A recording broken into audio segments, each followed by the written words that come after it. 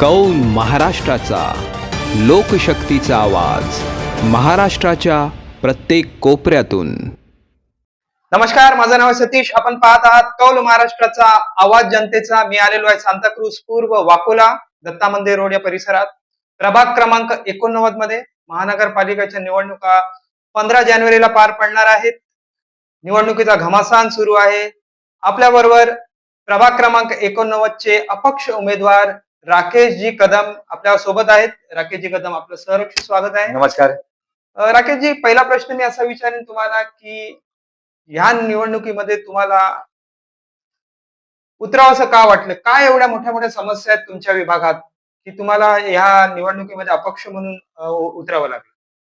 पहिला विषय सतीशजी, मी असं सांगेन की अनेक लोकांना आम्ही संधी दिली. 5-5 वर्ष प्रत्येक पक्षाचे नगरसेवक होऊन गेले. सगळ्यांना संधी दिली, पण जे काम व्हायला पाहिजे ते काम झालं नाही. ज्यावेळी आपल्या समस्या होत नाही, मग आमच्यासारख्या सर्वसामान्य कॉमन मॅनला या रिंगणात उतरावं लागतं. म्हणून मी त्या रिंगणात उतरलोय. आता प्रमुख म्हणजे इकडच्या ज्या समस्या आहेत त्या गटाराच्या आणि पाण्याच्या. मी पाहिलेलं आहे की सकाळच्या वेळी गटार भरलेली असतात. लहान लहान शाळेतील मुलांना, कामावर जाणाऱ्या माणसांना खूप त्रास होतो. या समस्यांवर काय तोडगा काढणार जर तुम्ही जिंकून आलात? जिंकून आलो तो सगळ्यात पहिलं एक महत्वाचं काम आहे. शाळेतली लहान पोरं जे हातात बुटं घेऊन, मी सकाळी सकाळी पाहिले 7:30-7च्या दरम्यान सकाळी जाते वेळी की हातात बुटं घेणार आणि उघड्या पायाने त्या गटराच्या वाहत्या पाण्यातून ते लोक चालत जातात शाळेत. ही लाजिरवाणी गोष्ट आहे. एवढे लोकप्रतिनिधी होऊन गेले, पण तो विषय सॉल्व्ह झाला नाही. तो सगळ्यात विषय पहिला मी सॉल्व्ह करणार. शाळा जे रामेश्वर शाळेच्या पुढचा जो चौक आहे तो सदैव एकदम घाणच असतो. ते चिखल, कचरा.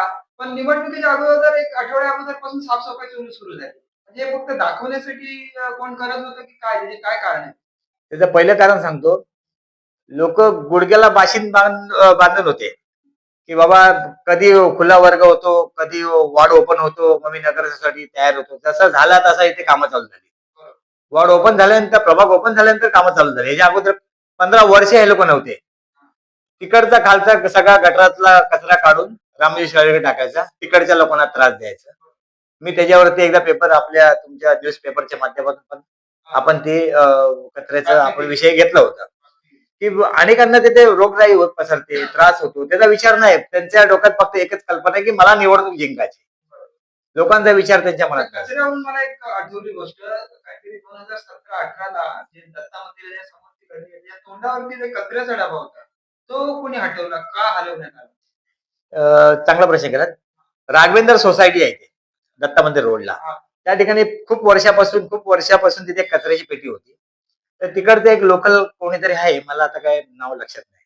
त्यांनी वाकोला चौकीला कंप्लेंट केली की हे लोक कचरापेटी म्हणजे आम्ही इथे ठेवायला सांगतो. माझ्या नावाने सुद्धा तक्रार केली होती.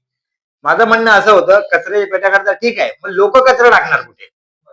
जर लोक चक्राबार जो तिकडे आहे तिकडे कचरा टाकायला गेले तर तिकडे थोडस रिस्क फॅक्टर असा आहे की महिला तिकडे जाऊ शकत नाही. खूप लांब पडतं. लांब पडतं. रिक्षामध्ये लोक, नशेली लोक असतात. दारूच्याही पार्ट्या तिकडे रिक्षाचे बसून चालतात. उद्या कुठल्या महिलेच्या बद्दल काय झालं, कुठलं सोनं चोरलं गेलं, कुठल्या महिलाची अपघात झाला, आबरूवरती कोण आलं, तर त्याला जबाबदार कोण? हा माझ्या डोक्यात एक विषय आला. त्या विषयाला आल्यानंतर मी लगेच तिथे ऍक्शन मोड मध्ये आलो. इकडच्या 400-500 बायका घेतल्या, मोर्चा काढला आणि बोलो कचऱ्याचा डबा मला इथेच पाहिजे. ही आपली ताकद आहे. आज तो कचऱ्याचा डबा आपल्यामुळे तिकडे आहे. ही आपली ताकद आहे. दुसरा असा एक प्रश्न मी तुम्हाला विचारतो. जर तुम्ही या महानगरपालिकेत निवडून आलात तर प्रमुख समस्याकडे जसं तुम्हाला माहितीच आहे, ते किती पिरियड मध्ये तुम्ही सोडवायचा प्रयत्न करणार आणि लोकांना तुम्ही काय आव्हान देणार की बाबा मी जर निवडून आलो तर तुम्ही त्यांची काय मदत करू शकता? कारण समस्या भरपूर आहेत. पाण्याच्या समस्या आहेत, गटार तुंबलेले असतात, कचरा साफसफाई होत नाही, फक्त निवडणुका दाखवण्याचं काम होतं. तुम्ही निवडून आलात तर तुम्ही लोकांना काय संदेश देणार? काय त्यांच्या अशा समस्यांच्या तुम्ही किती वेळात दूर करणार? बघा, 6 महिने फक्त निवडून आल्यानंतर, फक्त 6 महिने. 6 महिन्यामध्ये सगळी कामं कंप्लीट होणार, हा माझं आश्वासन आहे. कारण गटराचा एक विषय आहे आणि दुसरा विषय सगळ्यात मोठा, काही पिण्याचे पाण्याचे पाईप जे आहेत, पाईप जिथे पाणी सप्लाय होतो महानगरपालिकेला, ते गटरात आहेत. लोक मशीननी पाणी भरतात. आपल्याकडे काय टँकर येत नाही, मशीननी पाणी भरतात. आपण चाळीत राहतो. त्या मशीनने पाणी खेचल्यामुळे त्या गटारात पाणी जो असतो ना, गटाराचं पाणी पण त्या पाईपात जातो. पाईपात mix होतं. पाईपात मिक्स. मग लोक कुठला पाणी पितात? गटारातला. हां, तो विष आहे ना. विषय आहे. त्या विषयातून मला ह्यांना मुक्त करायचं आहे. बरोबर. अवघ्या 6 महिने फक्त मला एकदा निवडून देऊ दे. 6 महिन्यामध्ये माझी कामं करणार. राकेशजी खूप खूप धन्यवाद ही छोटीशी मुलाखत दिल्याबद्दल. तर आजचा हा चर्चासत्र मी इथेच संपवतो. पाहत रहा कौल महाराष्ट्राचा आवाज जनतेचा.